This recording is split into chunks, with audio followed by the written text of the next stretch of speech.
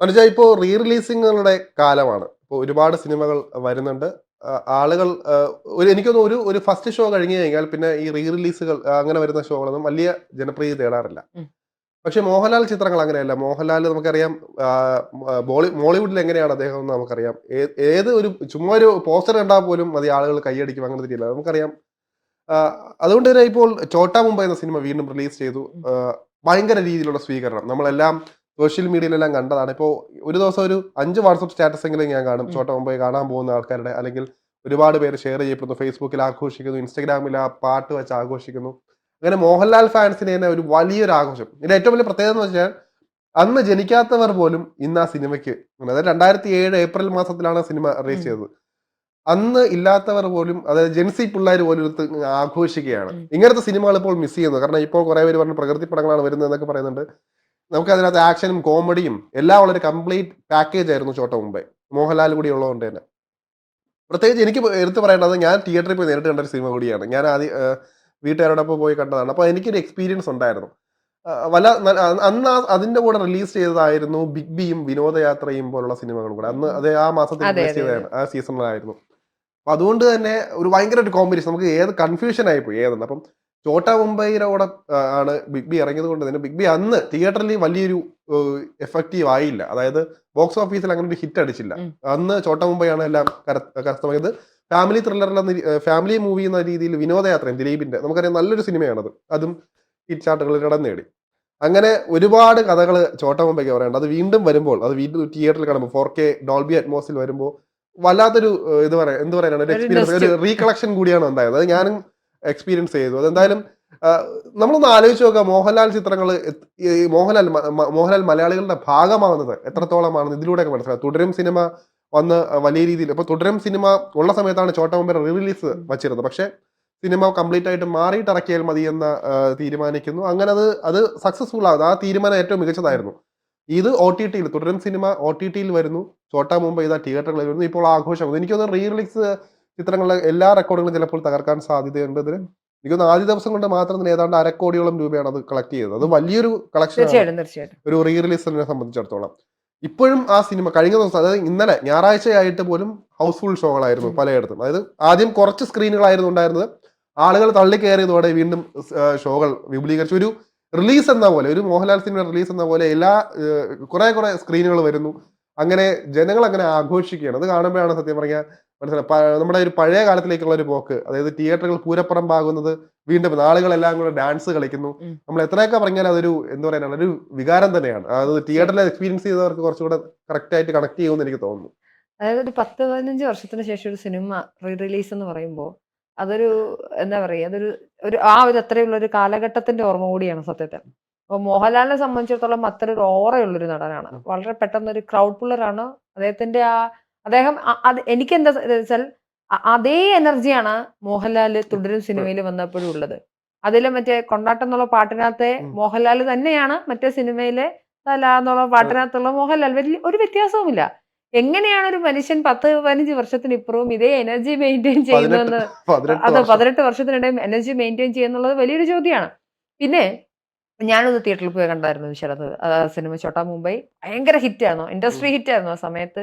വലിയ രീതിയിൽ ചർച്ചയാവുന്ന ഒരു വ്യത്യസ്തമായ ട്രീറ്റ്മെന്റ് ആയിരുന്നു. മോഹൻലാൽ എന്ന് പറയുന്ന ഒരു സീനിയർ നടന്റെ കൂടെ ഒരു സിദ്ദിഖിനെ പോലുള്ള, ജഗതിയെ പോലുള്ള ആളുകളൊക്കെ അതുവരെ ഇല്ലാത്തൊരു അപ്പിയറൻസിൽ വരുന്നു. പിന്നെ കുറെ ജൂനിയർ ആർട്ടിസ്റ്റുകളും. കൗണ്ടറുകൾ, കോമഡി, അതിന്റെ ഒരു പശ്ചാത്തലം, സത്യത്തിൽ ഭാവന എന്ന് പറഞ്ഞ നടിയുടെ കരിയർ ബ്രേക്ക്, അതായത് സ്റ്റീരിയോ ടൈപ്പ് ആയിട്ടുള്ള ഉം. ഭാവന സിനിമകളിൽ നിന്ന് വളരെ വ്യത്യസ്തമായുള്ള ഒരു മേക്കിംഗ്. അതുപോലെ രാജൻ പി ദേവ് എന്ന് പറഞ്ഞ നടന്റെ അവസാന സിനിമകളിൽ ഒന്നാണത്. അതിനുശേഷം അദ്ദേഹത്തിന്റെ അത്രയും മികച്ചൊരു പ്രകടനം നമുക്ക് കാണാനും സാധിച്ചിട്ടില്ല. അപ്പൊ ഒരുപാട് ഓർമ്മപ്പെടുത്തലുകളാണ് ആ സിനിമ. എനിക്ക് തോന്നുന്നു ഓരോ സിനിമ ഡയലോഗുകളും തിയേറ്ററിൽ നമ്മൾ കാണാപ്പാടമാണ്. അതായത് റീവാച്ചബിൾ വാല്യൂ ഉള്ളൊരു സിനിമയാണ്. അപ്പൊ നമ്മൾ കണ്ട സിനിമയുടെ അതേ അടുത്ത ഡയലോഗ് എന്താന്ന് നമുക്കറിയാം. തസ്കർ സത്യം. പറയുന്ന തലയെ ഭാഗമൊക്കെ, ഞങ്ങൾ ആരാധിച്ചിട്ടേ ഉള്ളൂ. അതെ, അതെ അതൊക്കെ എന്നൊക്കെ പറയുന്നത് അതെ.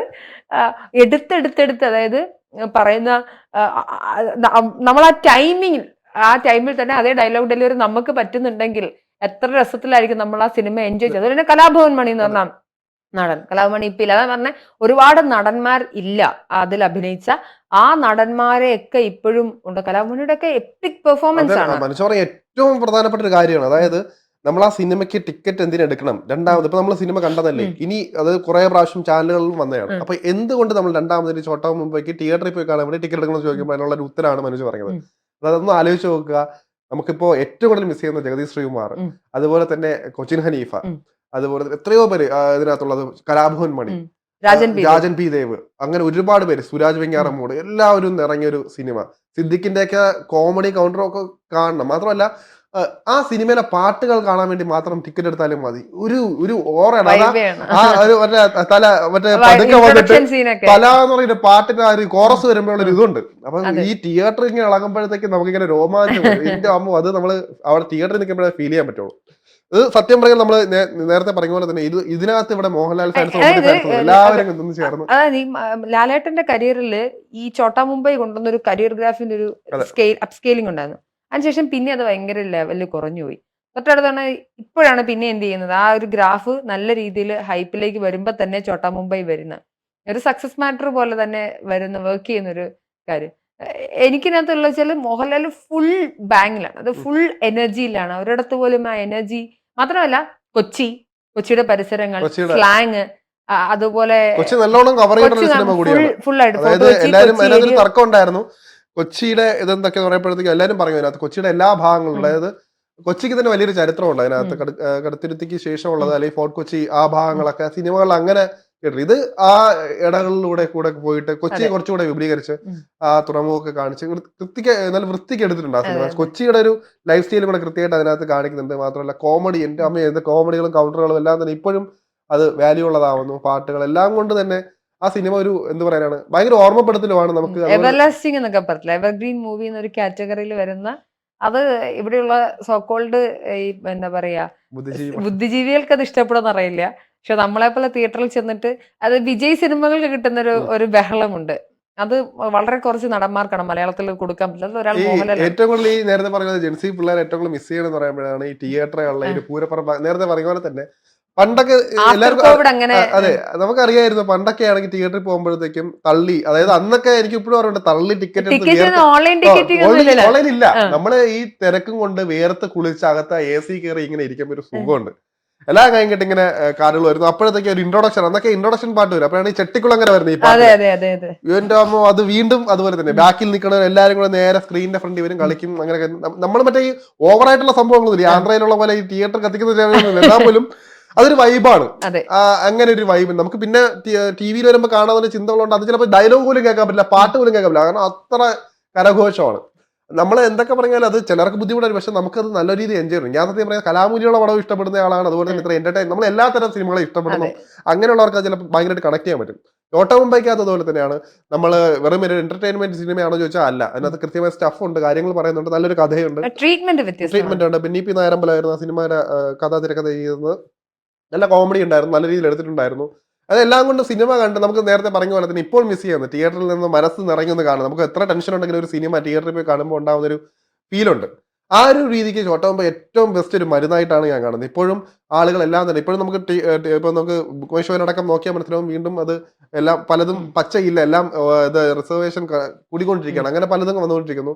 എന്തായാലും ചോട്ടാ മുംബൈ എന്നത് നമുക്കിപ്പോൾ ഇപ്പം നേരത്തെ പറയുന്നത് സോഷ്യൽ മീഡിയയിൽ എല്ലാം തരംഗമായിട്ട് നമുക്ക് ചർച്ച ചെയ്യാതിരിക്കാൻ പറ്റാത്തൊരു വിഷയം കൂടിയായി മാറിയിട്ടുണ്ട്. എന്തായാലും തലയും പിള്ളേരും വീണ്ടും അങ്ങനെ ബോക്സ് ഓഫീസ് തൂക്കിയെടുത്ത് അടിച്ചിരിക്കുകയാണെന്ന് വേണം പറയാൻ.